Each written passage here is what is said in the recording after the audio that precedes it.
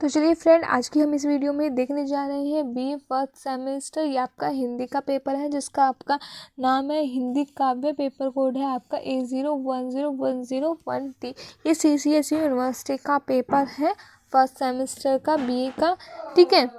और इसमें हिंदी का पेपर है जिसमें से आपको मैं बता देती हूँ इसका क्वेश्चन पैटर्न क्या है और ये पेपर कैसे आता है आपको, ठीक है। 75 मार्क्स का ये टोटल होता है। ये इंटरनल एग्जाम है ना, एक्सटर्नल है ये यूनिवर्सिटी का एग्ज़ाम। 75 मार्क्स का होता है, 25 मार्क्स का आपका इंटरनल होता है, ठीक है।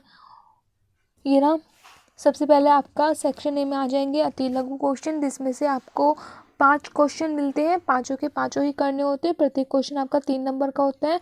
Total very short question carry करते हैं 15 मार्क्स, ठीक है। फर्स्ट आपका राष्ट्र साहित्य के बारे में बताइए। सेकंड है आर्यो घोष बड़ो व्यापारी किस कवि की पंक्ति है, यह किसके प्रति कथन है, ठीक है। ये सारे आपको बताने हैं। फिर ये रहे थर्ड, द्विवेदी युग का साहित्य के इतिहास में सबसे महत्वपूर्ण योगदान क्या माना जाता है। फोर्थ आ जाएगा भारतेंद्र युग का संक्षिप्त टिप्पणी कीजिए। फिफ्थ, दुष्यंत कुमार की आपके पाठ्यक्रम में निर्धारित रचना किस विधा की है। फिर आ जाता है आपका लघुत्तरीय सेक्शन बी, जिसमें आपको ये 3 क्वेश्चन मिलते हैं। आपको 2 करने होते हैं कोई से भी, और प्रत्येक क्वेश्चन 7.5 नंबर का होता है ये, और ये टोटल कैरी करते हैं 15 मार्क्स।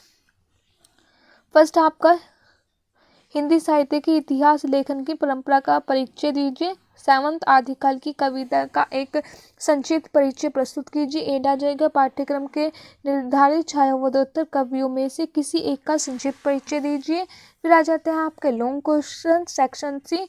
आपके टोटल ये लॉन्ग क्वेश्चन होते हैं 5, जिसमें से आपको कोई से भी 3 करने होते हैं, है ना। और प्रत्येक क्वेश्चन का मार्क्स होता है 15। टोटली कैरी करते हैं 45 मार्क्स, ठीक है। लॉन्ग क्वेश्चन आ जाता है। फर्स्ट आपका लॉन्ग क्वेश्चन, निम्नलिखित अंशों में से किन्हीं 2 के संदर्भ में प्रसंग सहित व्याख्या कीजिए।